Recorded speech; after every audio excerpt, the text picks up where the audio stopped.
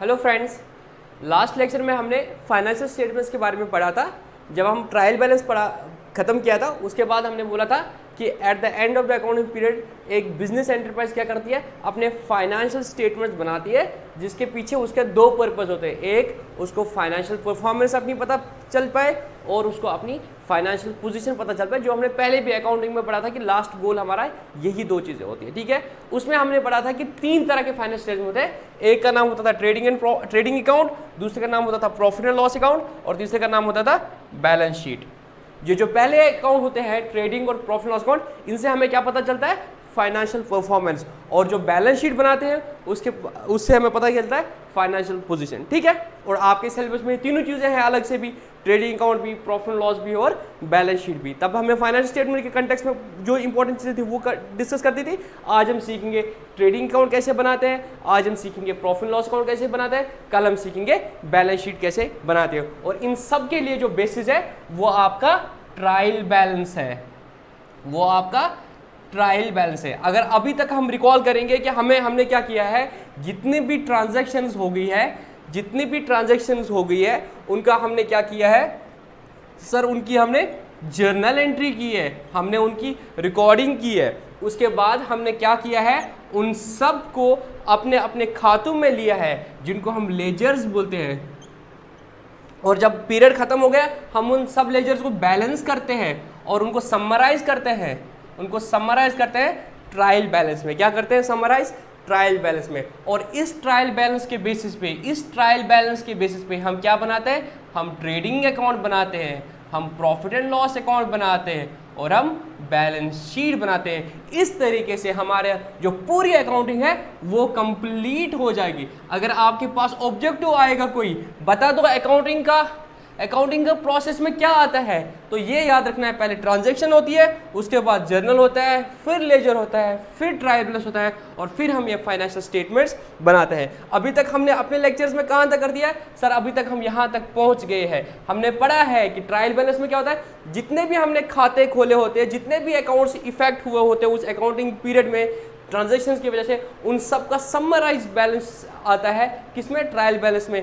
Total sale कितनी हुई है, टोटल परचेज कितनी हुई है, खर्चे कितने हुए हैं, डेटर कितने हैं, कैपिटल कितनी है, क्रेडिटर कितने हैं, एसेट कितने हैं, लायबिलिटी कितने हैं, ये सारा हमें आ जाता है ट्रायल बैलेंस में। और इसके बाद हमारा काम स्टार्ट होता है कि हम बताते हमारा प्रॉफिट कितना है और हमारी फाइनेंशियल पोजीशन कितनी है। तो जब भी तुम्हें अब ट्रेडिंग अकाउंट और प्रॉफिट लॉस बैलेंस शीट बनाना है तो तुम्हारे पास क्या होना चाहिए, ट्रायल बैलेंस होना चाहिए। इसके बेस पे तुम बना दोगे। ठीक है, तो आज हम स्टार्ट करेंगे ट्रेडिंग अकाउंट से। ट्रेडिंग अकाउंट से हमें क्या पता चलता है, ट्रेडिंग अकाउंट, ट्रेड का मतलब क्या होता है, परचेज एंड सेल। तो ट्रेडिंग अकाउंट सिर्फ हमें बताएगा, अच्छा मैं इस तरीके से बताता हूं, मैंने लास्ट लेक्चर में बोल भी दिया है, इधर अगेन रिकॉल करता हूं। हमारा गोल क्या है, हमारा गोल है हमें पता चलनी चाहिए फाइनेंशियल परफॉर्मेंस, कि how well the business has performed financially. हर कोई जानना चाहेगा, जो भी कारोबार करेगा वो जानना चाहेगा कि इस साल में मैंने प्रॉफिट कमाया है कि मेरा लॉस हुआ है, और अगर प्रॉफिट कमाया है तो कितना कमाया होगा। क्योंकि मैंने बोला था नॉट ओनली कि इंसान खुद बोलेगा, उसका बैंक चाहेगा जानना कि उसको कितना प्रॉफिट है, तभी वो उसको लोन देगा। जिस कंट्री में रहते हैं वहाँ की revenue authorities, income tax authorities उनको बोलेंगे, गवर्नमेंट बोलेंगे कि हमें टैक्स दे दो, तो बता दो कितना कमाया तुमने। तो वो चीज़ के लिए हम क्या बनाते हैं, हम फाइनेंशियल स्टेटमेंट्स बनाते हैं, जिनमें हम बनाते हैं ट्रेडिंग अकाउंट और प्रॉफिट एंड लॉस अकाउंट। हमें जानना है कि हमने टोटल प्रॉफिट कितना कमाया है, तो इसको हम दो हिस्सों में बाइफार्केट करते हैं। एक होता है ट्रेडिंग अकाउंट और दूसरा होता है profit and loss account. Trading account से हमें पता चलता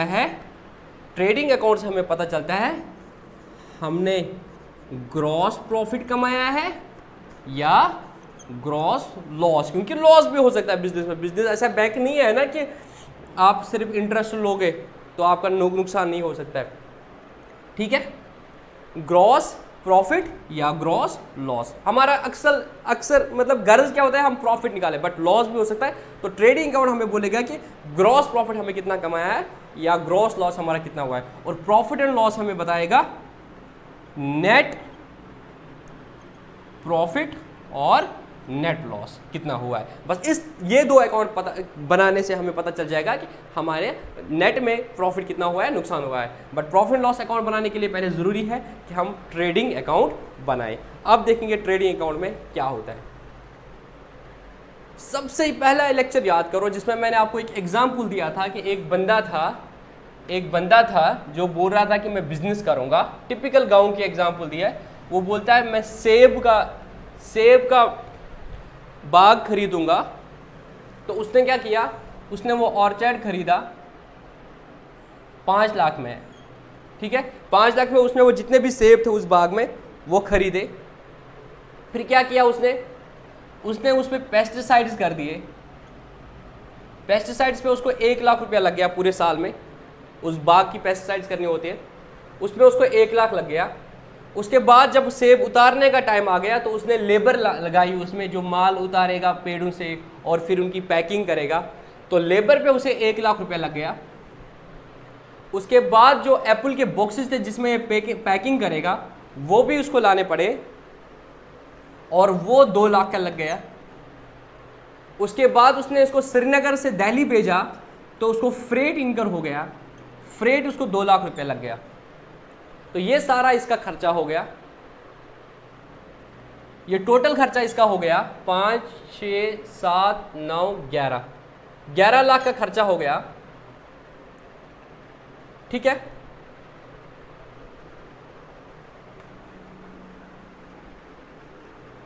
फिर उसको क्या करना पड़ा, एक कमीशन देनी पड़ी वहां पे। कमीशन उसको 1 लाख लगी तो टोटल उसका 12 लाख का खर्चा हुआ। और जब इसको रेवेन्यू आ गया, इसकी जो सेल होगी, इसको कितना कैश मिला, 15 लाख रुपए में इसने सारे सेब भेजे। तो आप बोल सकते हैं इसका प्रॉफिट कितना हुआ। हाँ सर, इसकी टोटल कॉस्ट हो गई थी 12 लाख और इसकी टोटल सेल हो गई थी 15 लाख, तो इसका प्रॉफिट हुआ 3 लाख। ये टिपिकल एक एग्जांपल थी। विलेज लेवल पे मैंने आपको ग्रॉस रूट लेवल पे समझाने की कोशिश की कि कैसे किसी बंदे का प्रॉफिट निकलेगा। बट ये तो उसने लेमन लैंग्वेज में किया। अगर वो बंदा अपना हिसाब कैसे रखेगा, वो सिंगल एंट्री बेस पे करता है, वो कुछ नहीं करता। जब वो डिसाइड करता है कि मुझे बिजनेस करना है, वो क्या करता है, वो एक कॉपी लेता है। उस कॉपी में वो क्या करता है, जब उसने 5 लाख का वो बाग खरीदा तो वो लिख लेता है कि मैंने 5 लाख का बाग खरीदा, तो ठीक है। दूसरे पेज पे वो क्या करता है, वो उसको लिखता है ऊपर पेस्टिसाइड्स। तो साल में 5-6 बार पेस्टिसाइड्स करने पड़ते हैं, तो वो लिख लेता है एक बार जब मैंने पेस्टिसाइड कर दिया तब सपोज 20,000 की दवाई लाई, दूसरी बार 10,000 की दवाई लाई, तो उस पेज पे वो लिख लेता है, ठीक है। उस पेज पे वो लिख लेता है। मैं कोरिलेट कर रहा हूं अभी तक हमने क्या पढ़ा अकाउंटेंसी में और एक लेमन बंदा कैसे करता है, उन दो को मैं कोरिलेट करने की कोशिश कर रहा हूं। तो 5 मिनट आप मुझे दे दो, ठीक है। तो उसने क्या किया, वहां पे उसने एक कॉपी ली, पेज नंबर 1 जो था उसका, उसमें उसने लिखा जो उस बंदे को उसने पैसे दिए, सपोज वो 5 लाख का, तो 5 लाख में उसने ऑर्चर्ड खरीदा। पेज नंबर 2 पे उसने पेस्टिसाइड्स का हिसाब रखा, ठीक है। पेस्टिसाइड्स का हिसाब रखा, सपोज एक दिन उसने कर दिया 20,000 का खर्चा। फिर 1 महीने बाद उसको और पेस्टिसाइड्स करने की जरूरत पड़ेगी। जो लोग गांव के हैं उनको पता होगा इस सब चीज के बारे में। तब इसको 10,000 की दवाई आ गई। फिर तीसरी बार और दवाई करनी पड़ी, तब 30,000 की दवाई आई। तो उसने लिखा 30,000 का मैंने दवाई छिड़की। उसके बाद फिर 20,000 की, इस तरीके से 10,000 और फिर 10,000। तो इस पेज पे इसने टोटल कर दिया है कि टोटल मेरा दवाई कितने का हो गया, मेरी दवाई 1 लाख की हो गई, ठीक है। इसके बाद तीसरा चीज आएगा, एक पेज पे उसने रखा हिसाब रखने के लिए कि मैंने मजदूरों को कितना पैसा दिया। जब ये पेस्टिसाइड्स भी करता रहा तब भी उसको मजदूर जरूरत पड़ रहे गए, तो एक बार इसके 2,000 लगे, फिर और 2,000, फिर और 2,000, जब जब दवाई छिड़की 2,000, 2,000, 2,000, ये लिखता जा रहा है कि इतना मैंने मजदूर को दिया। और फिर जब माल उतारने का टाइम आया तो तब उसको लगे हर दिन 3,000, 5,000, 5,000 ऐसे लगा।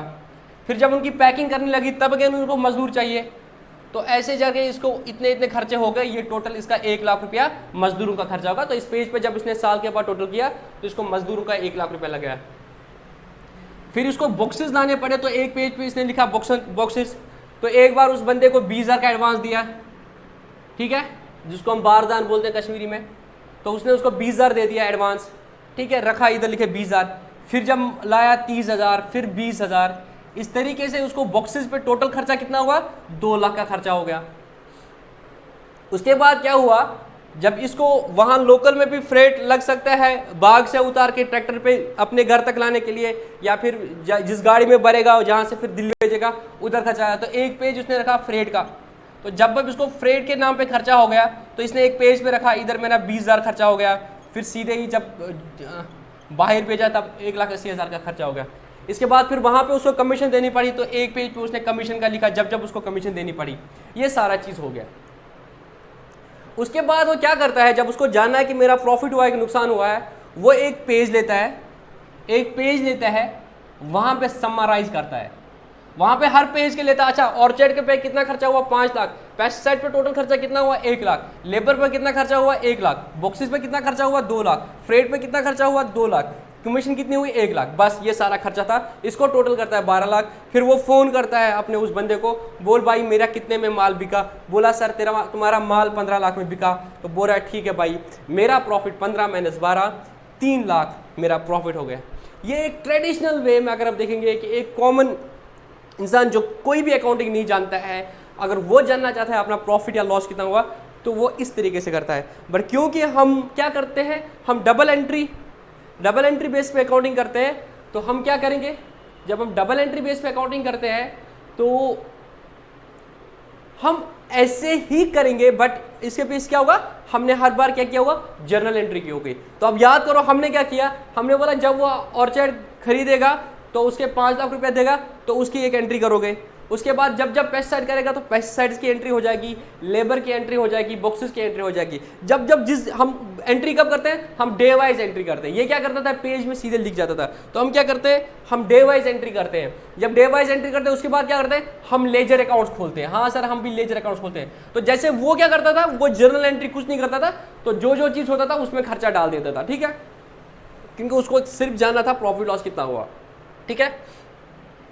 तो वो क्या करता है, वो भी खाता बनाता है, हम भी खाते बनाते हैं। सर जर्नल एंट्री के बेस पे हम ऑर्चर्ड में डालेंगे, बॉक्सेस में डालेंगे, पेस्टिसाइड्स में डालेंगे, और उसके बाद सर हम भी समराइज करते हैं, हम ट्रायल बेस बनाते हैं। तो अगर देखा जाए तो वो बंदा भी अकाउंटिंग करता है, बट उसको पता नहीं होता है कि वो भी मोर और लेस जिस तरीके से हम अकाउंटिंग कर रहे हैं वैसे करते हैं। बस वही है, वो एक सिंगल एंट्री अप्रोच लेता है, हम डबल एंट्री अप्रोच लेते हैं, ठीक है। तो इस तरीके से आप कोरिलेट कर पा रहे हो ना कि हम कैसे करते हैं और वो कैसे करता है, और एट द एंड नतीजा सेम आ जाता है, तो समराइज होता है। तो अब हमारा गोल यहां से स्टार्ट होता है, ठीक है, ये तो हमने कर दिया।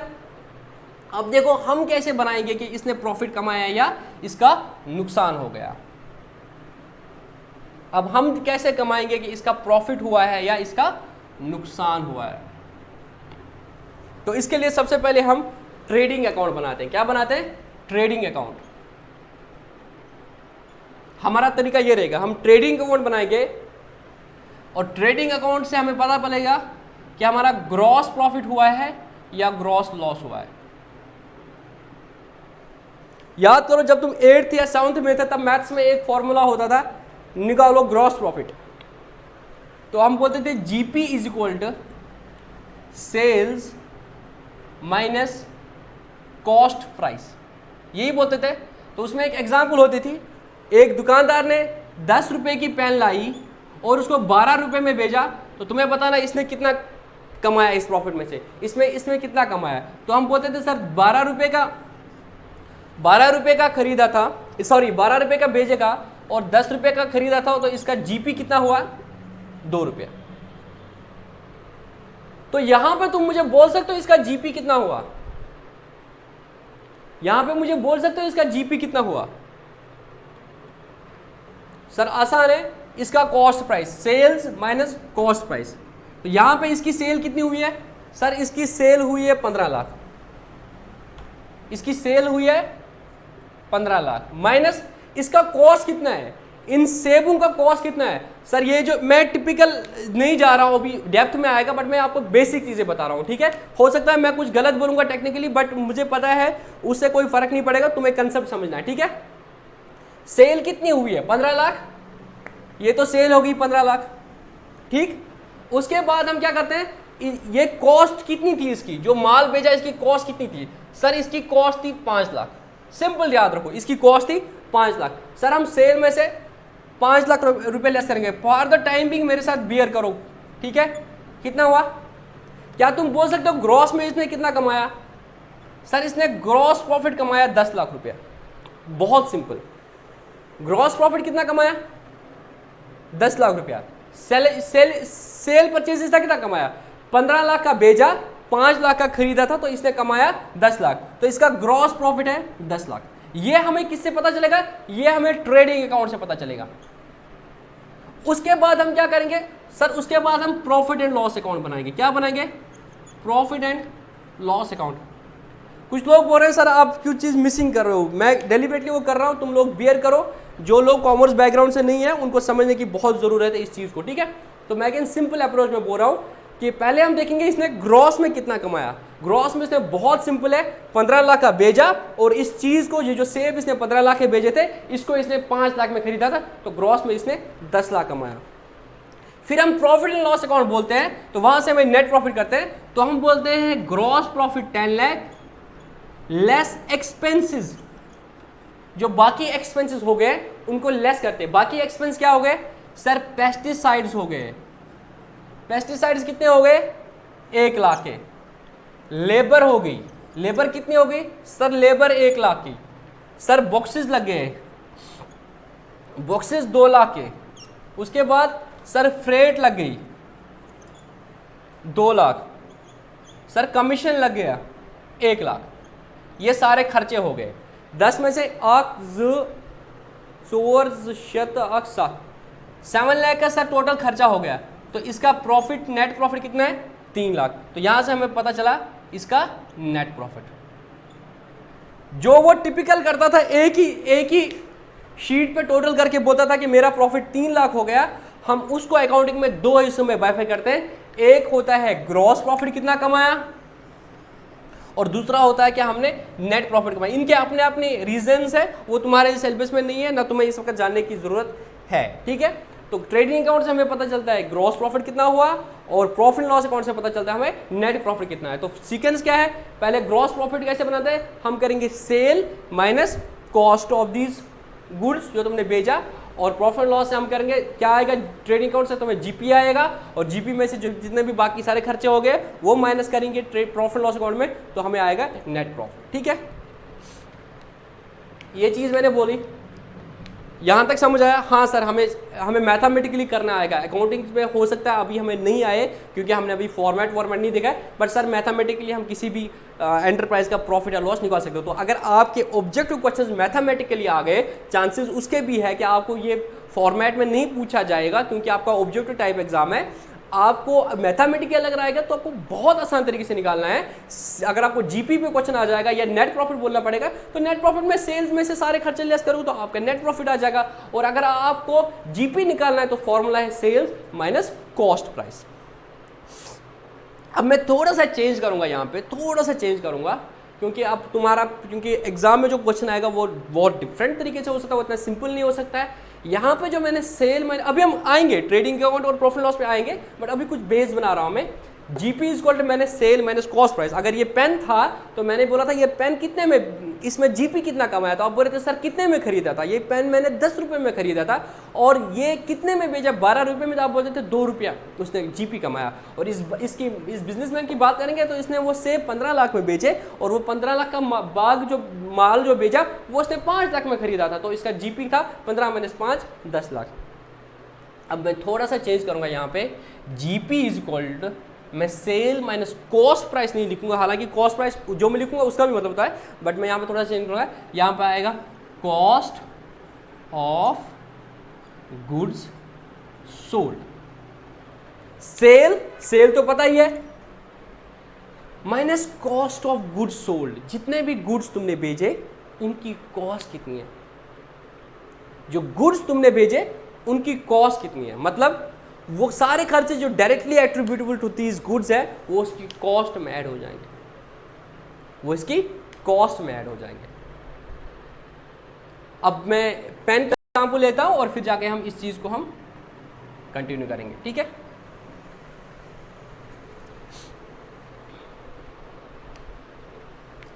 अब मैं थोड़ा सा बड़ा कर लेता हूं उसको। अच्छा ऐसे देखो, सेल्स 15 लाख है, इसी के एग्जांपल लेते हैं। तो ये कॉस्ट ऑफ गुड्स सोल्ड, जो मैंने गुड्स बेचे उनकी कॉस्ट, ये 5 लाख तो है ही कॉस्ट। हाँ सर, ये 5 लाख तो कॉस्ट है ही। ये पेस्टिसाइड जो मैंने लगा दिए, जो मैंने पेस्टिसाइड छिड़के, तो जो मेरे पास माल आ गया, जो मेरे पास फाइनल माल आ गया, क्या तुम बोल सकते हो ये पेस्टिसाइड्स जो है it should be the part of cost of goods sold? जो सेब मैंने बेचा, क्या उसकी कॉस्ट, एक जो 5 लाख रुपए मैंने उस बाग वाले को दे दिए और जो 1 लाख मैंने इसकी दवाई छिड़कने पे लगी, क्या इनकी कॉस्ट थी? क्या वो इनकी कॉस्ट थी? क्योंकि वो पेस्टिसाइड नहीं कर लेता तो क्या सेब ऐसा बन जाता? सर नहीं बन जाता। तो वो डायरेक्टली एट्रीब्यूटेबल टू दिस सेब है, तो वो भी इसमें ऐड हो जाएगा 1 लाख। ठीक, इसी तरह से लेबर। अब लेबर यहां पे 2 तरीके, क्योंकि मैंने टिपिकल एग्जांपल दिए, यहां पे लेबर 2 तरह के। एक लेबर जो मैंने पेस्टिसाइड करने के वक्त लग गई, और एक लेबर जो मुझे फिर माल उतारने के वक्त लग गई। तो इसमें जो लेबर मुझे पेस्टिसाइड के वक्त लगी, that will be the cost. वो इसमें इनको सपोज वो 20,000 की थी, मैं अभी बताता हूँ वो चीज़ को, थोड़ा सा मेरे साथ बियर करो।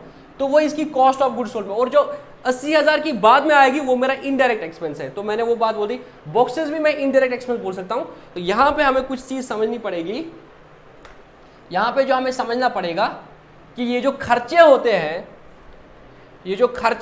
बाकी के, ये 2 तरह के होते हैं। जितने भी खर्चे होते हैं उनको हम जो भी एक्सपेंसेस होते हैं वो होते हैं या तो डायरेक्ट एक्सपेंसेस या इनडायरेक्ट एक्सपेंसेस। डायरेक्ट एक्सपेंसेस और इनडायरेक्ट एक्सपेंसेस। डायरेक्ट एक्सपेंसेस वो एक्सपेंस होते हैं जो डायरेक्टली एट्रीब्यूटेबल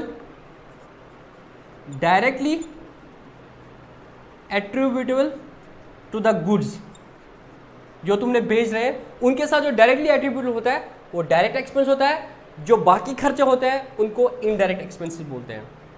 और जब हम ग्रॉस प्रॉफिट और नेट प्रॉफिट निकालते हैं, तो ये जो डायरेक्ट एक्सपेंसेस है, ये याद रखो, यहाँ पे ये जो डायरेक्ट एक्सपेंसेस है वो ट्रेडिंग अकाउंट में जाते हैं, और जो इनडायरेक्ट एक्सपेंस है वो प्रॉफिट एंड लॉस में जाते हैं।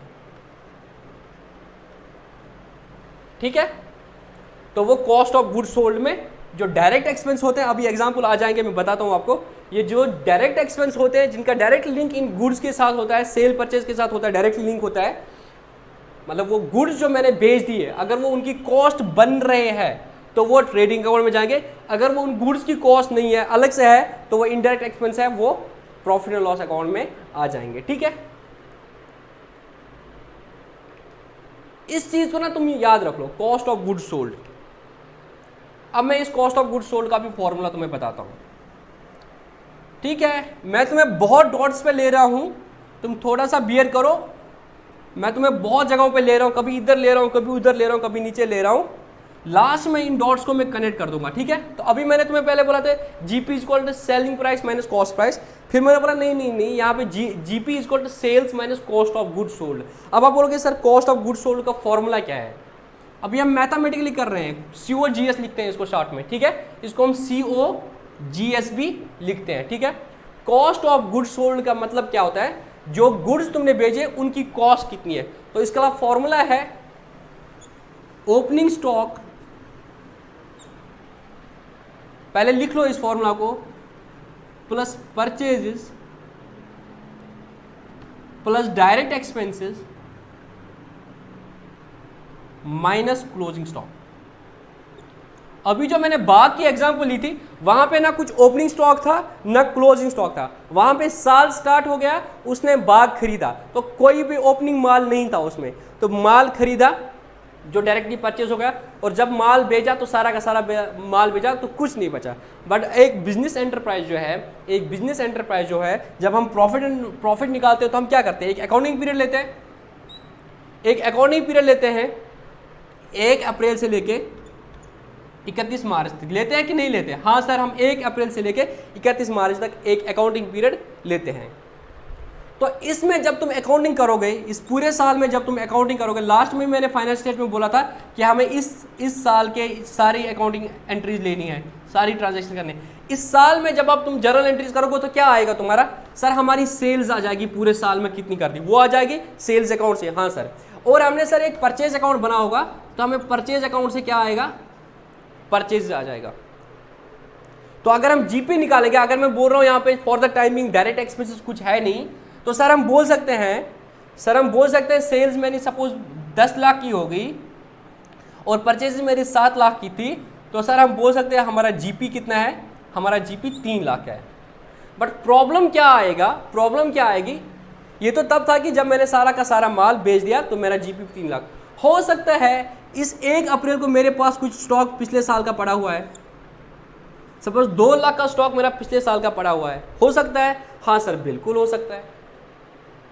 और जब साल खत्म हो गया तब भी हो सकता है कि दुकान में कुछ माल बचे, ऐसा नहीं है ना कि कहते तुम्हारे उसको आप सारा माल बेचोगे और 1 अप्रैल को सारा माल खरीदोगे, ऐसा तो नहीं होता है। Business is a going concern, business चलता रहता है तो कभी भी माल रहता है। बट हम अकाउंटिंग निकालते हैं एक पर्टिकुलर पीरियड की, तो कहने का मतलब है यहाँ पे जब हमने साल स्टार्ट किया था यहाँ पे भी स्टॉक हो सकता है, और जब साल खत्म हो गया यहाँ पे भी स्टॉक हो सकता है। अब मेरे कहने का मतलब यह है, अगर मैंने इस साल में 7 लाख की परचेज कर दी, इस साल में अगर मैंने 7 लाख की परचेज कर दी, तो मैं क्या बोल सकता हूँ मेरा जीपी 3 लाख है? नहीं सर, क्योंकि मेरा जो ओपनिंग माल था, ये जो इधर 2 लाख का माल था, ये भी तो बिक गया होगा सर, ये भी तो बिक गया होगा, तो ये भी तो खर्चा है।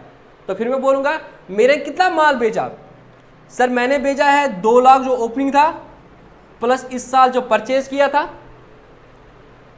जो पुराना माल था 2 लाख का वो बिक गया होगा, हाँ सर वो बिक गया, प्लस इस साल जो परचेज की थी 7 लाख की, कितना हो गया, 2 + 7 कितना हो गया, 9। और अभी अगर देखूंगा मैं सर 3 लाख का माल अभी मेरे पास बचा हुआ है, तो मैंने कितने का माल बेचा, सर ओपनिंग 2 लाख प्लस इस साल की परचेज 7 लाख, टोटल 9 लाख का माल हो गया। तो हमारे पास दुकान में कितने का माल था, 9 लाख का माल था, उसमें से अभी कितना बचा है, 3 लाख का, तो उसका मेरा कितना माल बेचा है फिर 6 लाख। इसको बोलते हैं कॉस्ट ऑफ गुड सोल्ड। तो सर आपने जो यहाँ पे सेल माइनस परचेज कर देता है, ये तब करेंगे जब सारा का सारा माल बेचा। जब सारा का सारा माल नहीं बेचा तो हम बोलेंगे sales minus cost of good sold, sales minus cost of good sold which is equal 6 lakh. तो सर हमारा जीपी जो है वो 4 लाख का है। समझ आई बात? हाँ सर समझ आ गई। तो जो पहली चीज़ जो थी वो बहुत सिंपल थी, अगर सारा का सारा माल बेच दिया तो सेल 10 लाख की लेस जितने पर परचेज कर दिया था वो हो गया आपका। बट अगर आपका कुछ ओपनिंग स्टॉक था और कुछ क्लोजिंग स्टॉक है तो आपको पहले निकाला आपने कितना का माल बेचा।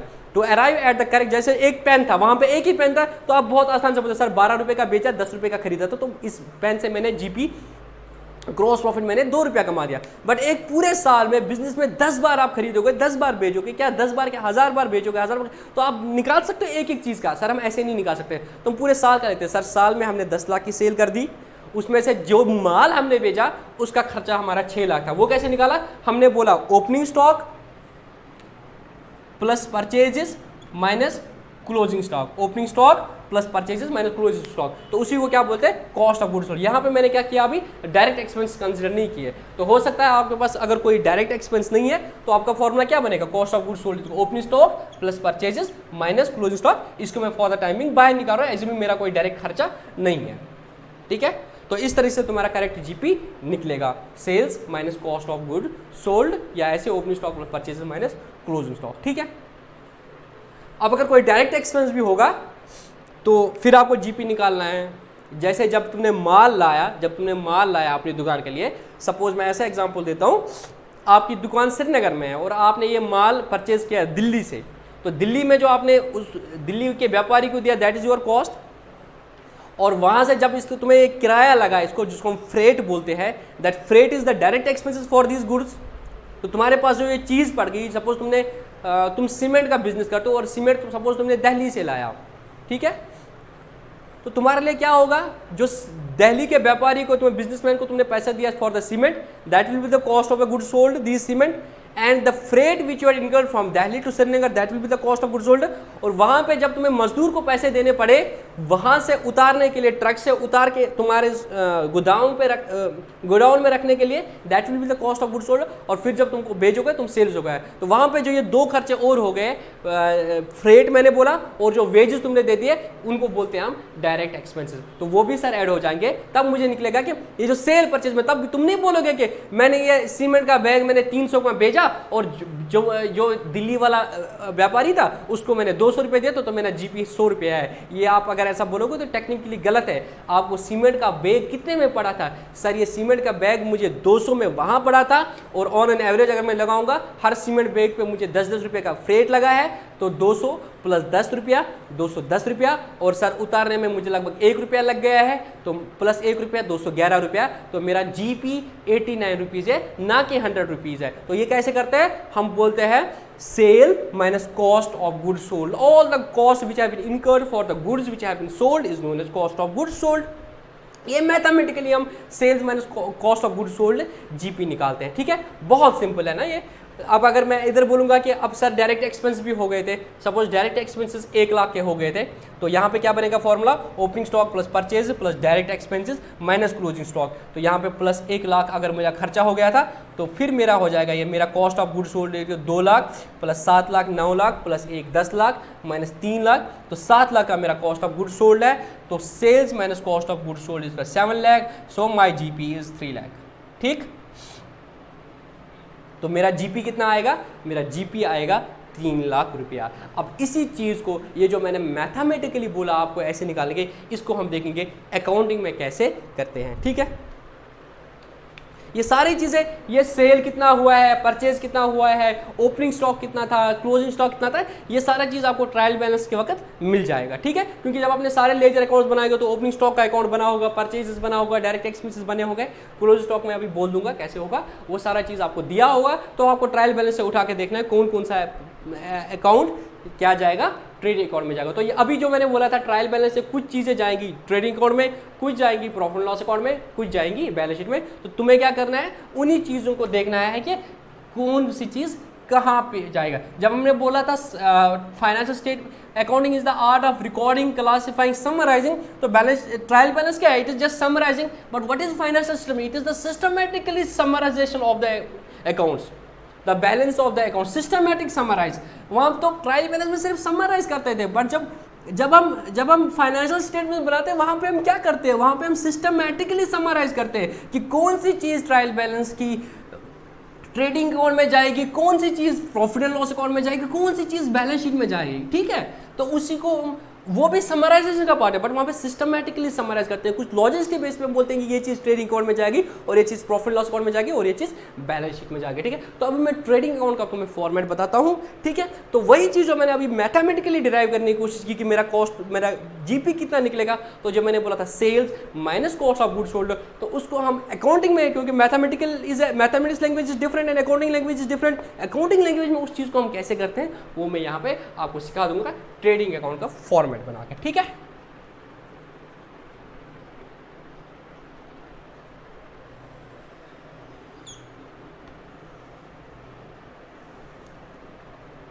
तो मैं पहले फॉर्मेट बनाता हूं फिर मैं सारी चीजें बताता हूं। ठीक है, अभी का जो मैं एग्जांपल लिया था मैं वही चीज बोलता हूं। तो ये ट्रेडिंग अकाउंट है, एक अकाउंट का टिपिकल फॉर्मेट होता है, एक साइड डेबिट होता है और दूसरा साइड क्रेडिट होता है। तो अगर मैं ट्रेडिंग अकाउंट के बारे में सबसे पहले चीज आपको बता दूंगा ऑब्जेक्टिव पॉइंट ऑफ व्यू से, objective type of point of view से, trading account is an account. Second thing, इससे हमें पता चलेगा ग्रॉस प्रॉफिट या ग्रॉस लॉस। तो क्या फॉर्मूला होता है इसमें, इसका फॉर्मेट बताता हूं। यहां पे आता है ओपनिंग स्टॉक, यहां पे आता है परचेजेस, यहां पे आते हैं डायरेक्ट एक्सपेंसेस, यहां पे आता है सेल्स और यहां पे आता है क्लोजिंग स्टॉक और यहां पे आता है फिर जीपी। अभी का याद करो, अभी जो तुमने पढ़ा था, जो अभी मैंने जस्ट क्वेश्चन बताया था, उसमें क्या था? सेल्स कितनी थी? डाल दो यहाँ पे फिगर। सर सेल्स 10 लाख थी। परचेजेस कितनी थी? सर परचेजेस 7 लाख थी। और ओपनिंग स्टॉक कितना था? सर ओपनिंग स्टॉक 2 लाख का था। क्लोजिंग स्टॉक कितना था सर? क्लोजिंग स्टॉक 3 लाख के थे। और डायरेक्ट एक्सपेंस कितने थे? डायरेक्ट एक्सपेंस 1 लाख के थे। तुमने क्या किया? तुमने ट्रायल बैलेंस से ये सारी चीजें उठा के इधर डाल दी। हाँ सर, आप टोटल करो। दात्य त्रुआ ऐसे करते हो ना बैलेंस लेजर को। किसी ये भी एक लेजर अकाउंट ही है, ट्रेडिंग अकाउंट, लेजर अकाउंट। ये बड़ा साइड है, 10 और 3 कितने हो गए? 13। यहां पे 13 लाख लिखूंगा। 13 में से 2, 7, 9 और 10 लाख चले गए। तुम्हारा जीपी कितना निकला? तो इस तरह से एक ट्रेडिंग अकाउंट बनाते हैं। इस अगर तुम देखोगे क्रेडिट साइड से हम डालते हैं सेल्स और क्लोजिंग स्टॉक। क्रेडिट साइड से हम डालते हैं सेल्स और क्लोजिंग स्टॉक, और डेबिट साइड से हम डालते हैं ओपनिंग स्टॉक, परचेजेस और डायरेक्ट एक्सपेंसेस। तो जब टोटल करते हैं लास्ट में ये 13 लाख आया, तो ये खर्चे कितने हुआ है? 7 और 2 9 और 10 लाख खर्चा हो गया है। और तुम्हारा जीपी कितना निकला है? 3 लाख रुपया। तो मैं यहाँ पे कोरिलेट करूंगा अगेन, जो मैंने पहले बताया था उससे मैं देखूंगा आपको वही आएगा। तो जब हमने मैथमेटिकली किया था, हमने बोला था sales 10 lakh less cost of goods sold 7 lakh, तो तुम्हारा जीपी 3 लाख आया था। ऐसे ही आया था? हाँ सर, ऐसे ही आया था। थोड़ी देर और वेट करो, क्योंकि मैं चाहता हूं ना आप लोग विजुअलाइज करो इस चीज़ को। रटना नहीं है कि सेल और क्लोजिंग स्टॉक को इस साइड डालना है, ओपनिंग स्टॉक, परचेज और डायरेक्ट एक्सपेंस को इस साइड डालना है। तो रटना नहीं है। पहले मैथमेटिकली समझेंगे, फिर जाके अकाउंटिंग तरीके से समझेंगे, फिर जाके ये दिमाग में बैठ जाएगा। ठीक है? तो अभी तो हमने यही बोला था mathematically sales minus cost of goods sold. और फिर कॉस्ट ऑफ गुड्स सोल्ड कैसे निकाला था हमने बोला था cost of goods sold is equal to opening stock plus purchases plus direct expenses minus closing stock. ठीक है?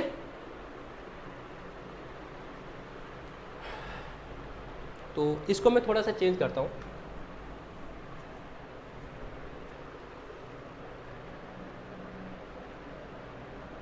मैंने लिखा था सेलिंग प्राइस, या मैं ऐसे बोलता हूं sales minus cost of goods sold is equal to GP. ठीक? अब पहले यहां पर मैं एक और चीज बोलूंगा, उसके बाद देखो sales minus cost of goods sold. तो दिस इज सेल्स 10 लाख। तो कैसे निकलेगा जीपी? सेल्स में से लेस करना है मुझे cost of goods sold. Cost of goods sold less करना है तो मुझे निकलेगा जीपी। ये 3 लाख रुपए मुझे निकलेगा। 10 माइनस 7, तो ये 3 लाख रुपए मुझे निकलेगा। तो कैसे करना है? सेल में से क्या लेस करना है सर? सेल में से लेस करना है कॉस्ट ऑफ गुड्स सोल्ड। अब देखो हमने क्या किया, कॉस्ट ऑफ गुड्स सोल्ड का फॉर्मूला क्या है? ओपनिंग स्टॉक, उसको प्लस करो परचेजेस, इसको प्लस करो डायरेक्ट एक्सपेंसेस। तो ये 3 चीजें हमने प्लस कर दी। इसमें से लेस क्या करनी है? इसमें से लेस क्या करनी है? Closing stock. तो ये डेबिट किया हमने, डेबिट ऑल एक्सपेंसेस, तो इसको डेबिट किया। इसमें लेस क्या कर दिया? 3 लाख लेस किया। ये 3 प्लस कर दिया, ये लेस कर दिया। तो 2 और 7 कितना हुआ? 9 और 1 कितना हुआ? 10। तो 10 इसमें से क्या लेस कर दिया? 3 कितना हुआ? 7। तो ये 3 चीजें माइनस ये चीज, ये तुम्हारा क्या बनेगा? Cost of goods sold. Visualise करो प्लीज, रटना नहीं है, इसको विजुअलाइज करो। 2 लाख प्लस 7 लाख प्लस 1 लाख, 7 और 2 9 और 1 कितना होगा? 10 लाख। 10 लाख में से 3 लाख लेस कर दिया। 10 लाख में से 3 लाख लेस कर दिया, कितना बचा? 7 lakh. That will be the cost of goods sold. उसके बाद हमने क्या किया? ये मेरा क्रक्स में कितना आया? Cost of goods sold. फिर क्या किया? सेल्स में से वो cost of goods sold 7 lakh जो है लेस कर दिया, तो मेरा जीपी आ गया 3 लाख। समझ आई बात? तो इस तरीके से हम फॉर्मेट करते हैं, इस तरफ से सेल्स। अब देखो, अब मैं इस चीज को ना थोड़ा सा मिक्स करता हूँ, यहाँ पे।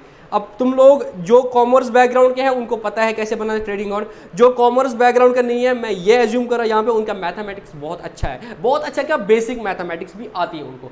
अब मैं जरा ये करो, अगर मैंने लिखा sales minus cost of goods sold is equal to GP and cost of goods का फॉर्मूला है दिस, तो क्या मैं कॉस्ट ऑफ गुड्स सोल्ड की जगह वो लिख सकता हूँ? क्या मैं कॉस्ट ऑफ गुड्स सोल्ड की जगह ये लिख सकता हूँ? हाँ सर, हम मैथमेटिकली वो करते हैं, वो इक्वेशन जब हम करते हैं लीनियर इक्वेशन, फिर बोलते हैं putting value of cost of goods sold is equal to this, expense let cost of x equal to this, तो फिर हम इसको इधर पुट करते हैं, तो तुम्हें ऐसे निकल जाएगा। हाँ सर हमें ऐसा निकल जाएगा, सेल्स अगर मैं इसको मैथमेटिकली इसको इधर लाऊंगा, sales minus cost of goods, cost of goods जगह मैं ये चीजें लिखूंगा, तो सर ये इस तरह से बनेगा, cost sales minus opening stock, ये इस तरह से बनेगा, sales minus opening stock plus purchases plus direct expenses minus closing stock, ये निकलेगा। हाँ सर यही निकलेगा, इक्वल टू जीपी। सर हाँ ऐसे ही निकलेगा मैथमेटिकली, आपने कुछ नहीं किया sir, opening stock plus purchase plus direct expense minus close stock, जो कॉग्स था आपने इधर कर दिया। अब करो इसको, अभी मैंने क्या किया, कॉस्ट ऑफ गुड्स सोल्ड की जगह ये चीज कर दिया। अब करो sales minus minus plus minus opening stock minus plus minus purchases minus plus minus direct expenses minus minus plus closing stock, तो तुम्हें निकला GP is equal to sales minus opening stock minus purchases minus direct expense plus closing stock. अब इसको थोड़ा rearrange करो, अगर इसको rearrange करेंगे तो ये इस तरीके से फॉर्मूला बनेगा, GP is equal to sales plus closing stock minus opening stock minus purchases minus direct expenses, ये निकलेगा तुम्हारा जीपी। हाँ सर मैथमेटिकली आपने सर दिखा दिया हमें, तो sales plus closing stock minus opening stock minus purchase minus direct expenses is equal to GP. अब देखो मैंने क्या किया, सेल्स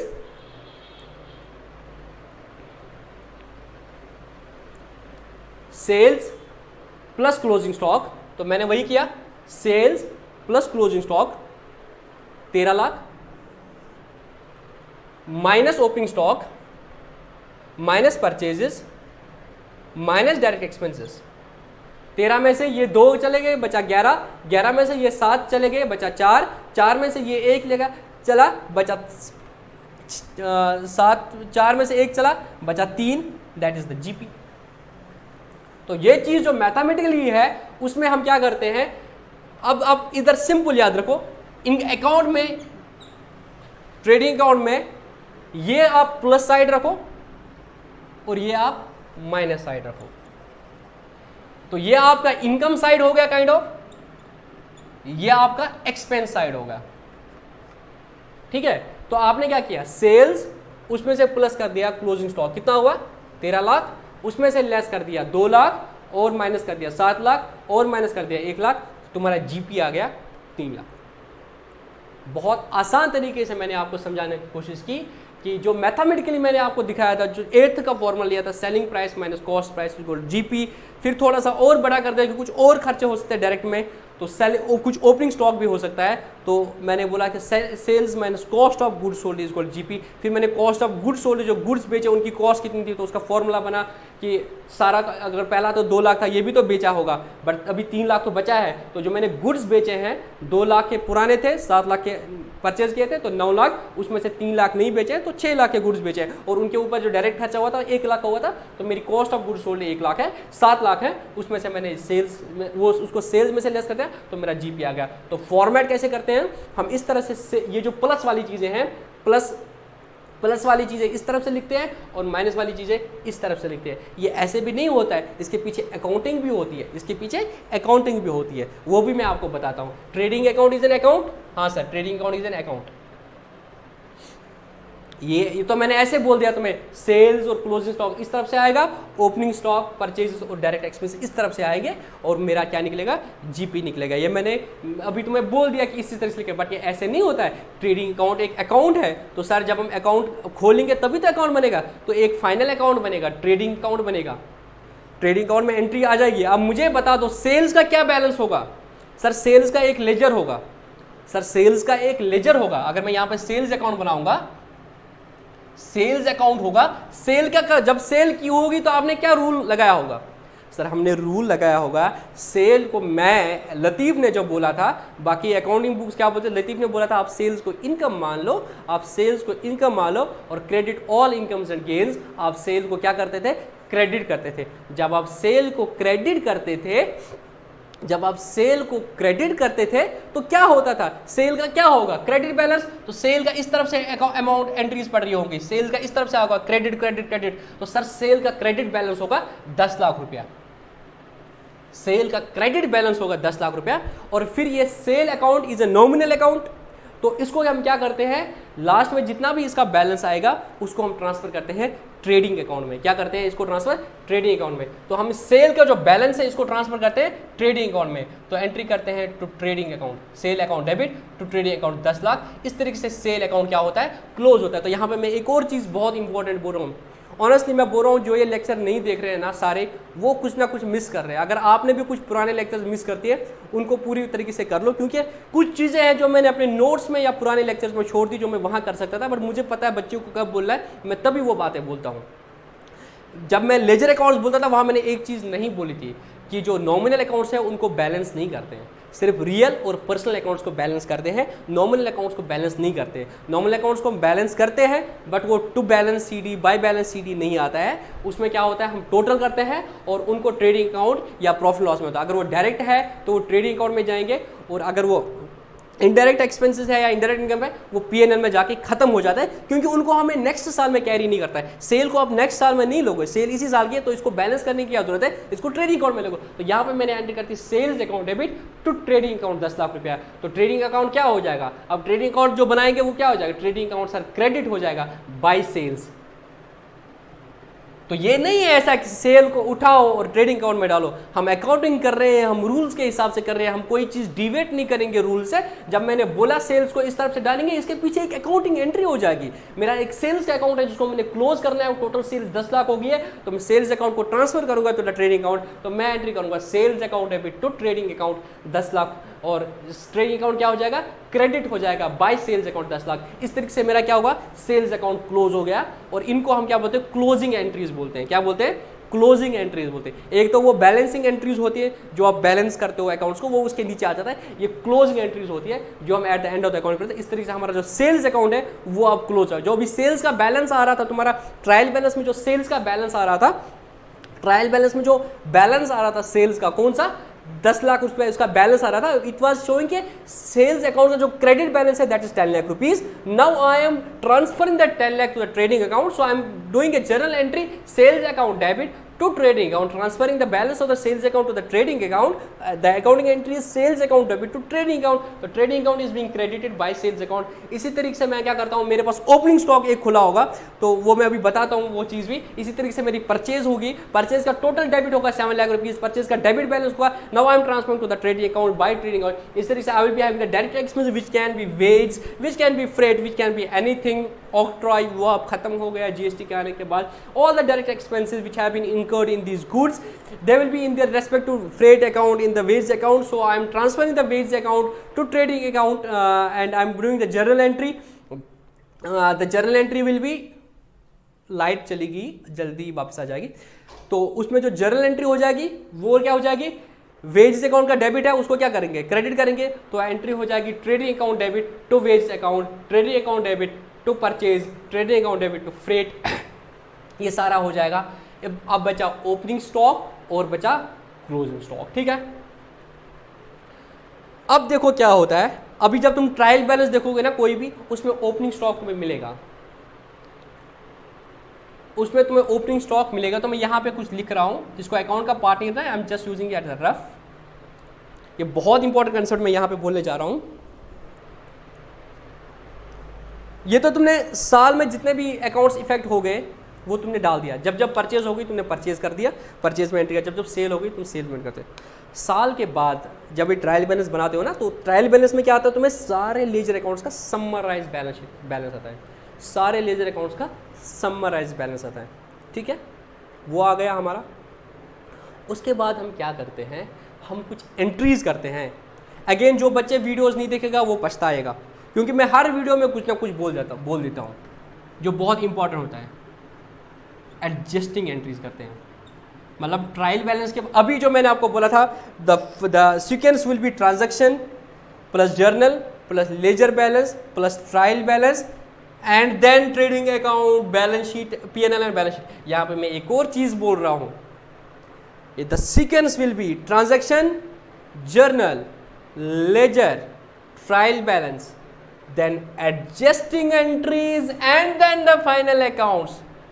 तो अगर आपका ऑब्जेक्टिव आ जाएगा एडजस्टिंग एंट्रीज वाला चीज, तुम बोलोगे सर ने तो एडजस्ट की एंट्रीज नहीं बोली थी, एडजस्ट की एंट्रीज मैंने बता दिया था और तब बताया था जब इसकी जरूरत होती है, तब बताता तब बिल्कुल समझ नहीं आता और कंफ्यूज हो जाते। ठीक है, समझ आई बात। अब हम क्या करते हैं, ट्रायल बैलेंस के बाद before preparing the final accounts हम एडजस्टिंग एंट्रीज करते हैं। नॉर्मली दो तरह की एडजस्टिंग होती है, एक आपको होती है डेप्रिसिएशन के कंटेक्स्ट में और आपको होती है स्टॉक के कंटेक्स्ट में। आपने पूरे साल की अकाउंटिंग कर दी, जब जब फर्नीचर परचेज कर दिया आपने क्या कर दिया, वो फर्नीचर में डाल दिया, तो साल के बाद क्या होगा, फर्नीचर का डेप्रिसिएशन लगेगा ना, तो ट्रायल बैलेंस में तक तो आएगा ही नहीं डेप्रिसिएशन। तो उसके बाद आप क्या करोगे, उसके बाद पहले ट्रायल बैलेंस बना होगा, उसमें सारे लेजर अकाउंट्स होगा, तो फर्नीचर इतना आएगा वो इतना आएगा, तो फिर तुम बोलोगे डेप्रिसिएशन लगानी है, फर्नीचर पे 10% लगानी है, प्लांट एंड मशीन में 15% लगेंगे, कार पे 10% लगाना है, जो भी लगाना है, तो फिर आप डेप्रिसिएशन की एंट्रीज करोगे। तो आप एंट्री करोगे depreciation account debit to machinery, depreciation account debit to furniture, depreciation account debit to जो भी वो मोटर कार होगा। ठीक है, उसके बाद तुम्हारे पास दो ऑप्शन है, या तो डायरेक्टली ट्रेडिंग अकाउंट बना लो और P&L बैलेंस शीट, या तो अगेन ट्रायल बैलेंस बना लो with adjusting after adjusting entries. मतलब फिर इस एंट्री का तुम इम्पैक्ट दे दो, डेप्रिसिएशन अकाउंट एक अलग से खोलोगे और फिर तुम क्या करोगे, एक डेप्रिसिएशन अकाउंट खोलोगे और एक तुम्हारा क्या बनेगा, एक मशीनरी अकाउंट में उतना वैल्यू कम हो जाएगा और फिर मशीनरी का बैलेंस निकलेगा। ठीक है, तो दैट इज आफ्टर एडजस्टमेंट। ठीक है, और फिर जब डेप्रिसिएशन का खर्चा आ जाएगा तुम्हारा, फिर अगर तुम ट्रायल बैलेंस बनाओगे तो वहां पे अब क्या आएगा, डेप्रिसिएशन भी आएगा और जो एसेट होगा वो रिड्यूस्ड वैल्यू पे आएगा। ये मैं बहुत इंपॉर्टेंट चीज बोल रहा हूँ, बहुत बहुत इंपॉर्टेंट चीज़ बोल रहा हूँ ये चीज़, कि अगर तुम्हारा डेप्रिसिएशन अब किस में आ रहा है, तुम्हारा डेप्रिसिएशन अगर ट्रायल बैलेंस में आ रहा है, इसका मतलब क्या हुआ, इसका मतलब ये हुआ तुमने वो अकाउंटिंग एंट्री कर दी है, तुमने वो एडजस्टिंग एंट्री कर दी है, depreciation account debit to machinery तुमने कर दिया है। इट मीन जो वो मशीनरी आप बुक्स में आ रही है वो आफ्टर डेप्रिसिएशन आ रही है। और अब तुम क्या करोगे, अब जब तुम बैलेंस शीट बनाओगे तो वहां पे क्या एसेट में से डेप्रिसिएशन लेस करोगे अलग से, अगर करोगे तो आपकी बैलेंस शीट ही नहीं मिलेगी, आपकी बैलेंस शीट ही नहीं मिलेगी। आप गलत कर रहे हो, क्योंकि जब डेप्रिसिएशन ट्रायल बैलेंस में आ रहा है, इट मींस आपने उसकी एंट्री की है तभी तो ट्रायल बैलेंस में आ रहा है। और अगर आपने एंट्री की हो तो क्या एंट्री की होगी, एंट्री की होगी depreciation account debit to machinery account, means machinery को लेस कर दिया तो मशीनरी को दोबारा से लेस नहीं करना है। ये मैंने एक सिंपल चीज बोल दी डेप्रिसिएशन के बारे में, इनको हम एडजस्टिंग एंट्री करते हैं। अब मैं स्टॉक के बारे में बात करता हूं और ये बहुत बहुत बहुत इंपॉर्टेंट है। अभी तक जब तुमने क्या कर दिया, तुम जितने भी ट्रायल बैलेंस देखोगे ना, वहां पे नॉर्मली क्या होगा, तुम्हें पूरा ट्रायल बैलेंस दिया होगा और नीचे लिखा होगा, जब तुम कोई भी बुक देखोगे, क्लोजिंग स्टॉक 3 लाख ऐसे दिया होगा। तुम्हें दिया होगा ट्रायल बैलेंस में opening stock, purchases, direct expenses, sales, but closing stock तुम्हें ट्रायल बैलेंस में नहीं दिया होगा। क्लोजिंग स्टॉक तुम्हें क्या होगा, ट्रायल बैलेंस के नीचे दिया होगा। क्लोजिंग स्टॉक तुम्हारा ट्रायल बैलेंस के नीचे दिया होगा। तुम बोलोगे सर ये क्लोजिंग स्टॉक ट्रायल बैलेंस के नीचे क्यों आ रहा है, इसका लॉजिक क्या है? ये तो हम बोलते हैं कि जो भी अकाउंटिंग करोगे उसका एक खाता खुलेगा कि क्लोजिंग स्टॉक, और फिर वो ट्रायल बैलेंस जो है उसमें डेबिट्स और क्रेडिट्स बराबर होंगे। सर क्रेडिट, डेबिट और क्रेडिट तो ट्रायल बैलेंस में बराबर है, but the problem is the closing stock is not in the trial balance, it is below the trial balance. How is it possible that still the trial balance is matching? Sir हमें ये कुछ logically समझ नहीं आ रहा है, ये closing stock नीचे क्यों दिया जा रहा है, ये ट्रायल बैलेंस में क्यों नहीं दिया जा रहा है, ये नीचे क्यों दिया जा रहा है? सर ये हमें समझ नहीं आता है। तो आज मैं इसी चीज़ को समझाता हूँ कि क्लोजिंग स्टॉक जब नीचे आया होता है इसका क्या मतलब होता है, और कभी अगर आप ट्रायल बैलेंस में क्लोजिंग स्टॉक को अंदर देखोगे ट्रायल बैलेंस के, इसका मतलब क्या होता है और उसका इम्पैक्ट क्या होता है। रटना नहीं है, अगर आपको रटना है तो आप मेरे लेक्चर्स मत देखो, आप अपना टाइम ज़ाया करो, बट अगर आप लॉजिकली कंसेप्चुअली समझना चाहते हो तभी आप मेरे लेक्चर्स देखो, ठीक है। अब देखो, जब हमने अकाउंटिंग कर दी, जब जब परचेज हुई हमने परचेज का अकाउंट खोला, जब जब सेल हो गई हमने सेल का अकाउंट खोला, जब जब खर्चा हो गया हमने खर्चे का अकाउंट कर दिया। तो ये पूरे साल में हमने सेल्स कर दी, परचेज कर दी। अब देखो क्या होगा, तो क्या तुम ट्रेडिंग अकाउंट बना सकते हो कि हमने कितना प्रॉफिट एंड लॉस कमाया? सर हाँ, हम तो करेंगे। सेल्स में से cost of goods sold less करोगे, तो कॉस्ट ऑफ गुड्स सोल्ड कैसे तुम्हारे अकाउंट से निकलेगा? सर परचेज है ना, हाँ परचेज का अकाउंट है, और सर डायरेक्ट एक्सपेंस है, हाँ, और तो ओपनिंग स्टॉक और क्लोजिंग स्टॉक है, सर स्टॉक अकाउंट तो कुछ बनता ही नहीं है। हाँ, स्टॉक अकाउंट बेटा नहीं बनता है, क्योंकि जब जब कोई ट्रांजेक्शन, क्या स्टॉक की और ट्रांजेक्शन हुई? नहीं सर, गुड्स को परचेज कर दिया हमने, उसको परचेज बोल दिया। What is the stock? Stock is the goods in which you trade. Okay, तो जब जब परचेज हुई सर, हमने परचेज अकाउंट को डेबिट कर दिया, और जब जब सेल हो गई हमने तो सेल्स अकाउंट को क्रेडिट कर दिया। तो स्टॉक अकाउंट का कभी यूज ही नहीं किया। तो हम क्या करते हैं, eight the end of the year हम क्लोजिंग स्टॉक की वैल्यूएशन करते हैं, हम क्लोजिंग स्टॉक को वैल्यू करते हैं। उसके डिफरेंट मेथड्स है जो आपका नहीं है, हालांकि अगर टिपिकल 11th क्लास होता है तो वहाँ पे हम पढ़ते हैं इन्वेंट्री वैल्यूएशन कैसे करते हैं, सीए के फाउंडेशन में पढ़ते हैं इन्वेंट्री वैल्यूएशन, तो मैं वो चीज़ें नहीं है। तो आप सिंपल सा याद रखो। तो वो दुकानदार जब eight the end of the period अपना प्रॉफिट निकालेगा तो वो क्या करता है, क्लोजिंग स्टॉक को काउंट करता है। तो डिफरेंट मेथड्स है, हम उसमें नहीं जाएंगे। तो वो देखता है eight the end of the period मेरे पास कितना माल बचा हुआ है, तो वो उसको क्या करता है, काउंट करता है। आप सीधे याद रखो, वो काउंट करता है। वो 31 मार्च को क्या करता है, अपने दुकान में जितना भी माल है वो गिनता है। कैसे गिनता है वो तुम्हारे सिलेबस में नहीं है, वो उसको गिनता है और वो उसको क्या करता है, काउंट करता है। और वो बोलता है कि मेरा जो स्टॉक है वो 3 लाख रुपये। तो इसने क्या कर दिया, eight the end of the period 31 मार्च को इसने क्लोजिंग स्टॉक को क्या किया, कैलकुलेट कर दिया। तो क्या इसने कोई अकाउंटिंग की? क्या इसने कोई अकाउंटिंग की? नहीं सर, इसने कोई अकाउंटिंग, जब कोई इसने क्लोजिंग स्टॉक की कोई अकाउंटिंग नहीं की तो ये ट्रायल बैलेंस में कैसे आएगा? क्योंकि ट्रायल बैलेंस में जब परचेज हुई होगी, मतलब अकाउंटिंग में जब पूरे साल में परचेज हुई तो एंट्री होगी purchase account debit to cash या purchase account debit to creditor. और जब सेल हुई होती तो एंट्री होगी cash account debit to sales और debtor account debit to sales. तो ये चीज़ें सर स्टॉक के कंटेक्स्ट में होगी। But at the end of the period कुछ माल बचा होगा तो उसको हम क्या करते हैं, कोई अकाउंटिंग एंट्री तो नहीं की होती है क्योंकि अकाउंट तो नहीं खुला होता स्टॉक का, हम स्टॉक को कैलकुलेट करते हैं। हम स्टॉक को कैलकुलेट करते हैं और हम इस नतीजे बोलते हैं कि हमारा जो स्टॉक है वो है 3 लाख रुपया। तो eight the end of the period जो है, eight the end of the period जो है हम स्टॉक को क्या करते हैं, कैलकुलेट करते हैं। मतलब जब पहला साल स्टार्ट होगा, जब पहला साल स्टार्ट हो गया बिजनेस का, तब ओपनिंग स्टॉक क्या होगा सर, ओपनिंग स्टॉक नील होगा। होगा कि नहीं होगा? ओपनिंग स्टॉक क्या होगा, नील होगा। उसके बाद क्या होगा, परचेजेस होगी पूरे साल में और क्या हो जाएंगी, सेल्स हो जाएंगी। तो अगर पहला साल होगा किसी भी बिजनेस का तो तुम बोल सकते हो इसका कॉस्ट ऑफ गुड्स सोल्ड कितना है, हाँ ठीक है सर, सेल्स इसकी है, परचेजेस है, तो परचेज में हम क्या करेंगे, eight the end of the period हम क्या करेंगे, क्लोज स्टॉक को कैलकुलेट करेंगे। तो सपोज जो उसका पहला साल था, अगर उसमें 6 लाख की परचेज थी और eight the end of the period हम कैलकुलेट करेंगे हमारे पास 2 लाख का माल बचा हुआ है, तो आप बोलोगे क्लोजिंग स्टॉक 2 लाख का है। क्लोजिंग स्टॉक आपका 2 लाख का है। जब आप बोलोगे क्लोजिंग स्टॉक 2 लाख का है तो आप क्या करोगे, आप बोलोगे कि मेरा फिर जो गुड्स मैंने भेजे वो कितने के भेजे मैंने, सर मैंने 4 लाख के गुड्स भेजे। मैंने क्या किया, परचेजेस 6 लाख का दिखा दिया और फिर मेरा क्लोजिंग स्टॉक कितना है, 2 लाख, ये होगा। तो उसमें टिपिकली क्या होगा, अगर पहला साल होगा किसी भी बिजनेस का तो वो जब अपना ट्रेडिंग अकाउंट बनाएगा वो इस तरह से बनाएगा, ठीक है। तो जब भी कोई बंदा बिजनेस स्टार्ट करेगा तो उसका ओपनिंग स्टॉक क्या होगा, 0, और परचेज उसकी 6 लाख की थी, सेल्स सपोज उसकी 7 लाख की थी, तो वो क्या करेगा, वो क्लोजिंग स्टॉक को कैलकुलेट करेगा और बोलेगा मेरा क्लोजिंग स्टॉक तो 2 लाख का है। तो इट मीन जो है मैंने कितने का माल भेजा है, मैंने 6 लाख का खरीदा था, ओपनिंग तो कुछ नहीं था, तो 2 लाख का बचा हुआ है, तो मेरा कॉस्ट ऑफ गुड्स सोल्ड कितना है, cost of goods sold 4 lakh. जो चीज़ें मैंने भेजी उनकी कॉस्ट कितनी है, 4 लाख। तो साथ में सपोज डायरेक्ट एक्सपेंस भी 0 है, तो 7 में से 4 चले गए तो मेरा 3 लाख का जीपी था उसका, ठीक है। तो उसने क्या कर दिया, 6 लाख का परचेजेस था और क्लोजिंग स्टॉक उसने कैलकुलेट कर दिया। तो यहाँ पे मैंने बोलना है जब भी पहला साल खत्म हो जाएगा तो वो क्या करेगा, क्लोजिंग स्टॉक को कैलकुलेट करेगा, तो उसको बोलते हैं क्लोजिंग स्टॉक। तो अगले साल के लिए क्या बनेगा, वही क्लोजिंग स्टॉक, ओपनिंग स्टॉक बनेगा। तो जब वो अगले साल स्टार्ट करेगा तो अगले साल वो बोलेगा इस साल क्या होगा मेरा, अगले साल क्या होगा, सर इसकी सेल्स थी, अब थोड़ा उसका ग्रोथ हो गया, सर इसकी सेल्स थी 9 लाख और इसकी परचेज थी 7 लाख।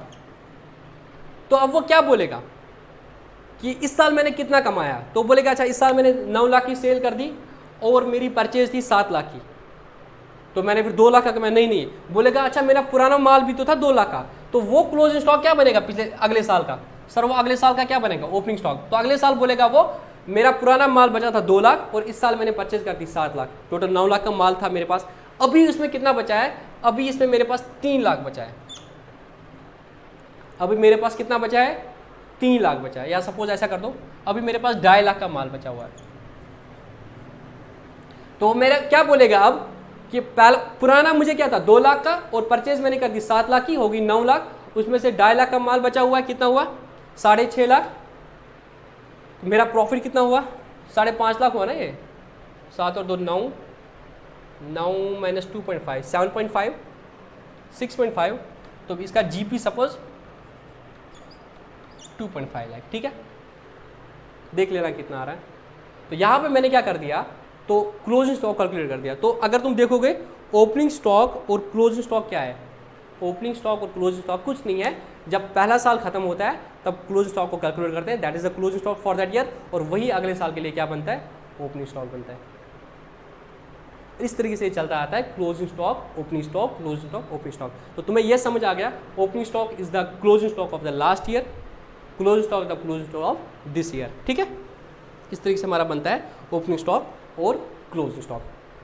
तो तुम क्या करते हो, तुम लास्ट में बोलते हो कि मेरा क्लोजिंग स्टॉक 3 लाख का है, तो तभी तुम देखते हो कि ओपनिंग स्टॉक क्या होगा, लास्ट ईयर के ट्रायल बैलेंस से आया होगा, लास्ट ईयर का आया होगा ओपनिंग स्टॉक, तो ओपनिंग स्टॉक तुम्हें क्या मिलेगा, ट्रायल बैलेंस में मिलेगा, परचेज तुम्हें ट्रायल बैलेंस में मिलेगा, बट क्लोजिंग स्टॉक तुम्हें 2.5 नहीं मिलेगा। अब बोलोगे ये क्यों नहीं मिलेगा, देखो क्लोजिंग स्टॉक तो तुमने क्या किया, कैलकुलेट किया, कोई अकाउंटिंग नहीं थी, अब तुम इसके बाद अकाउंटिंग करते हो। जब तुमने क्लोजिंग स्टॉक को कैलकुलेट कर दिया 3 लाख की, फिर तुम इसकी अकाउंटिंग एंट्री करते हो। अब देखो तुम अकाउंटिंग एंट्री क्या करते हो, या तो तुम बोलोगे कि क्लोजिंग स्टॉक को मैं अब वैल्यू करूंगा 3 लाख रुपया, इस केस में 2.5 लाख अगर मैं इधर करूंगा, क्लोजिंग स्टॉक मेरा आप बोलोगे 2.5 लाख है, तो तुम यहां पे एक अकाउंटिंग एंट्री करते हो, तुम बोलते हो मेरे पास माल कितना बचा है 2.5 लाख का, तो तुम एंट्री करते हो क्लोजिंग स्टॉक, या तुम स्टॉक बोलते हो, तुम एंट्री करते हो stock account debit 2.5 lakh to trading account 2.5 lakh. तुमने क्या किया, स्टॉक को डेबिट कर दिया, ट्रेडिंग अकाउंट को क्रेडिट कर दिया 2.5 लाख से। अब ट्रेडिंग अकाउंट को तुमने क्रेडिट किया बाय क्लोज, इसको हम क्योंकि इस तरफ से है तो इसको क्लोजिंग स्टॉक बोलते हैं, 2.5 लाख रुपया। तो दूसरा चीज क्या आएगा, एक फिर स्टॉक अकाउंट उसके बाद खुलेगा, उसके बाद क्या होगा, एक स्टॉक अकाउंट खुलेगा जो जाएगा बैलेंस शीट में, क्या जाएगा वो बैलेंस शीट में, और वही फिर अगले साल का क्या बनेगा। अब वो स्टॉक अकाउंट खुल गया कि नहीं खुल गया, हाँ सर वो स्टॉक अकाउंट खुल गया, अब वो अगले साल का क्या बनेगा, वो ओपनिंग स्टॉक बनेगा। तो वो ओपनिंग स्टॉक जब आएगा तो उसका एक बैलेंस आएगा, ओपनिंग स्टॉक 2.5 लाख। जब तुम अगले साल का फिर ट्रायल बैलेंस बनाओगे वहां पे क्या आएगा, ओपनिंग स्टॉक से 2.5 लाख आएगा। वहां पे जब ओपनिंग स्टॉक से 2.5 लाख आएगा तो तभी वो ट्रायल बैलेंस में दिखता है ओपनिंग स्टॉक 2.5 लाख रुपए, क्योंकि पिछले साल तुमने एक एंट्री की थी closing stock account debit to trading account, वहां पे तुमने क्लोजिंग स्टॉक अकाउंट मतलब स्टॉक अकाउंट खोल दिया था तुमने, तो स्टॉक अकाउंट क्या गया, फिर बैलेंस शीट में गया, और दूसरा इंपैक्ट ट्रेडिंग अकाउंट में गया। बैलेंस शीट में एज अ स्टॉक एसेट रहा, एज एन एसेट रहा। जब तुम ओपनिंग एंट्रीज करोगे तुम ओपनिंग स्टॉक उसको दिखाओगे, और जब फिर ट्रायल बैलेंस बनाओगे अगले साल वो एज ओपनिंग स्टॉक आएगा, और परचेज उस साल की आ जाएगी, सेल्स उस साल की आ जाएगी। इसी तरीके से ओपनिंग स्टॉक, परचेज और सेल्स तुम्हारा ट्रायल बैलेंस में दिखता है, और फिर क्लोज स्टॉक तुम बाद में ट्रायल बैलेंस के बाद एंट्री करते हो। ये एक चीज हो गया। अब यहाँ पर मुझे 2 चीजें बोलनी है। एक मैंने क्या तुम्हें बोला था, मैंने अपने हिसाब से तुम्हें क्या बोला था, जितने भी परचेज होगी ना उस सारे को खर्चा मानो। तो तुमने परचेज सारा खर्चा डाल दिया, और लास्ट में हम क्या करेंगे, जितना भी माल बचा होगा, तुम एक चीज बोलोगे ना कि परचेज तो सारा खर्चा नहीं है, कुछ माल तो बचेगा, तो मैं लोग जब eight the end of the period हम बोलते हैं कितना बचा है, उतने से ट्रेडिंग अकाउंट को क्रेडिट करते हैं। तो इतना पूरा खर्चा कर दिया और इतना क्या करता है क्रेडिट, 7 में से 2.5 चला गया तो नेट डेबिट तो आ जाएगा ना। तो हम क्या करते हैं, मैंने आपको बोला है परचेज को सारा खर्चा मानो जब जब हो जाएगा, और लास्ट में जो स्टॉक बचेगा उसकी एक एंट्री कर दो, stock account debit to trading account. तो जितना उससे क्या हुआ तुमने वापस कर दिया उतना खर्चा, तो तुम्हारा नेट खर्चा जो है वो ऑटोमेटिकली रिफ्लेक्ट हो जाएगा। दूसरी चीज मुझे बोलनी है जो अभी इंपॉर्टेंट है, अगर अब क्लोजिंग स्टॉक ट्रेडिंग अकाउंट में आ रहा है, अगर क्लोजिंग स्टॉक ट्रेडिंग अकाउंट में आ रहा है, अगर क्लोजिंग स्टॉक ट्रेडिंग अकाउंट में आ रहा है, इट मींस अगर क्लोजिंग स्टॉक ट्रायल बैलेंस में आ रहा है, क्लोजिंग स्टॉक ट्रायल बैलेंस में आ रहा है, इट मींस तुम्हें एंट्री क्या की है, तुमने एंट्री की है closing stock account debit 2.5 lakh to purchases 2.5 lakh. तुमने परचेज को कम कर दिया, मतलब तुमने पहले परचेज को पूरा खर्चा मान दिया, उसके बाद जो तुमने माल भेजा, बाल बचा जो 2.5 लाख, जो तुम्हारा माल बचा 2.5 लाख, तो तुमने उसको क्या किया, परचेज से लेस कर दिया, तुमने उसको परचेज से लेस कर दिया। ये बात याद रखो। अभी जो था क्लोजिंग स्टॉक को अलग से दिया था 2.5 लाख, और 7 लाख जो आ रहा था परचेज अकाउंट वो आ रहा था फ्रॉम द जितने भी साल की परचेज हुई। पर जब तुमने ये एंट्री कर दी close stock account debit to purchase, तुमने बोला नहीं परचेज तो मेरी 7 लाख थी बट उसमें से 2.5 लाख का माल बचा है, तो मेरी नेट परचेज जो, अगर मेरी नेट सेल 9 लाख की है तो नेट परचेज मेरी 2.7 लाख की नहीं है, वो मेरी 4.5 लाख की है। उसके बाद जो फिर ट्रायल बैलेंस में बैलेंस बचेगा वो 4.5 लाख बचेगा। और उसके बाद जब तुम ट्रायल बैलेंस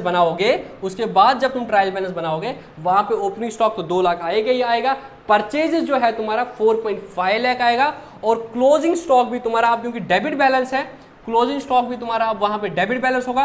तो अगर मैं ट्रायल बैलेंस यहाँ पे बनाने की कोशिश करूंगा, उसके बाद तुम्हारा ट्रायल बैलेंस कुछ इस तरीके से बनेगा। अगर मैं उसके बाद ट्रायल बैलेंस बनाने की कोशिश करूंगा तो वहां पे इस तरीके से होगा, तो वहां पे डेबिट क्रेडिट, तो यहां पे तुम्हारा ओपनिंग स्टॉक आएगा 2 लाख का, तुम्हारी परचेज आएगी,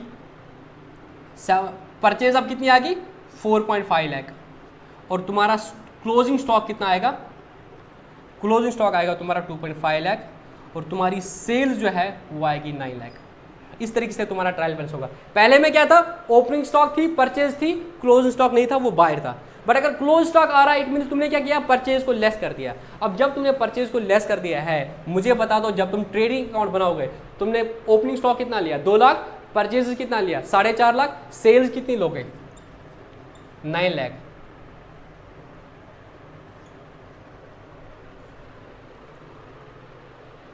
एक मिनट हाँ,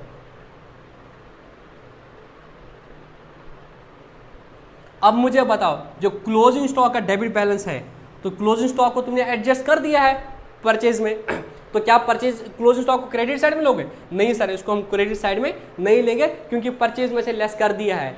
तो परचेज में से जब लेस कर दिया तो आपका जीपी क्या निकलेगा 9 - 2 = 7, 7 - 4.5 = 2.5। तो क्रक्स क्या निकला, अगर क्लोजिंग स्टॉक ट्रायल बैलेंस में है, अगर क्लोजिंग स्टॉक ट्रायल बैलेंस में है इट मीन्स आपने इसको परचेज से लेस कर दिया है। आपने परचेज से, ये परचेज क्या है फिर नेट परचेज है, तो इसमें क्या है जो opening stock plus purchases minus closing stock था, वो माइनस क्लोजिंग स्टॉक तो इधर आ ही गया ऑलरेडी, तो इसमें purchase minus, it is purchase minus closing stock. अब अगर तुम देखा जाएगा ये purchase minus closing stock 4.5 lakh, तो अगेन क्लोजिंग स्टॉक को यहाँ पे 2.5 लाख नहीं लेंगे, उससे तुम्हारा आंसर गलत हो जाएगा। तो क्रक्स क्या निकला, अगर क्लोजिंग स्टॉक तुम्हारा ट्रायल बैलेंस में है इट मीन्स परचेज को ऑलरेडी लेस किया है, परचेज को दोबारा से लेस करने की जरूरत नहीं है। अब ये क्लोजिंग स्टॉक का जो डेबिट बैलेंस है ये डायरेक्टली जाएगा क्लोजिंग स्टॉक बैलेंस शीट में, ट्रेडिंग अकाउंट में नहीं जाएगा। क्यों, ये परचेजेस लेस है।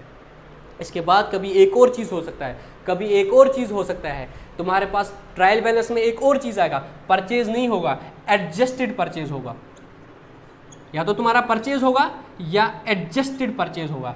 एडजस्टेड परचेज फिर किस तरह से होगा, तुम बोलोगे अच्छा ये ओपनिंग स्टॉक जो है ना, ओपनिंग स्टॉक तो फिर बिक गया होगा, अगर क्लोजिंग 2.5 लाख बचा है तो ओपनिंग स्टॉक तो बिक गया होगा, तुम एक एंट्री करते हो क्लोजिंग स्टॉक का परचेज 2.5 लाख, और जो ओपनिंग स्टॉक है इसको खत्म करते हो, तो ओपनिंग स्टॉक का डेबिट बैलेंस है इसको खत्म करते हो, तुम एंट्री करते हो परचेज अकाउंट डेबिट 2 लाख, तो ओपनिंग स्टॉक जो तुम्हारा बचा है 2 लाख का, तो उसके बाद तुम्हारा ओपनिंग स्टॉक खत्म हो जाएगा और तुम्हारी ये एडजस्टेड परचेजेस 6.5 लाख आएगी।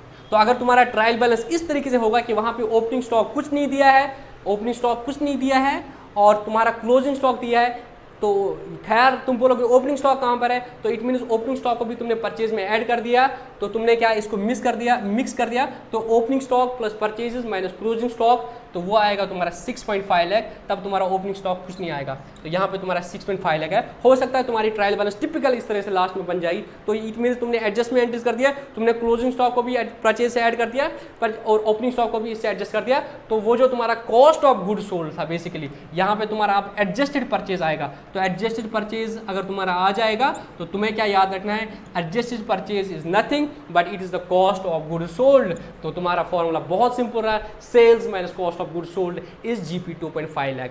ये बहुत कुछ इंपॉर्टेंट चीजें थी। ट्रायल बैलेंस में अगर क्लोजिंग स्टॉक होगा तो उसका क्या मतलब होगा, नहीं होगा तो उसका क्या मतलब होगा। तो मैं रिकॉल करता हूं यहाँ पे रिकॉल करता हूं, एक टिपिकल जो तुम्हारा ट्रायल बैलेंस होगा वो इस तरह से होगा। आज सिर्फ हम ट्रेडिंग अकाउंट करेंगे, कल हम इंशाल्लाह प्रॉफिट लॉस अकाउंट बोलेंगे। तो रिकॉल करता हूं, एक टिपिकल जो तुम्हारा ट्रायल बैलेंस बनेगा उसमें क्या होगा, ओपनिंग स्टॉक होगा 2 लाख का और तुम्हारी परचेज होगी 6 लाख की, ठीक। तुम्हारी परचेज होगी 7 लाख की, और तुम्हारा ट्रायल बैलेंस जो खत्म होगा और तुम्हारी सेल्स होगी 9 लाख की, ठीक है। मैं इतना ही रखता हूं। तो अगर मैं इसको बैलेंस करने की कोशिश करूंगा तो इस तरह से आएगा 9 लाख। तो यहां पे तुम्हारा बोला जाएगा तुम्हारा क्लोजिंग स्टॉक जो है वो 2.5 लाख है।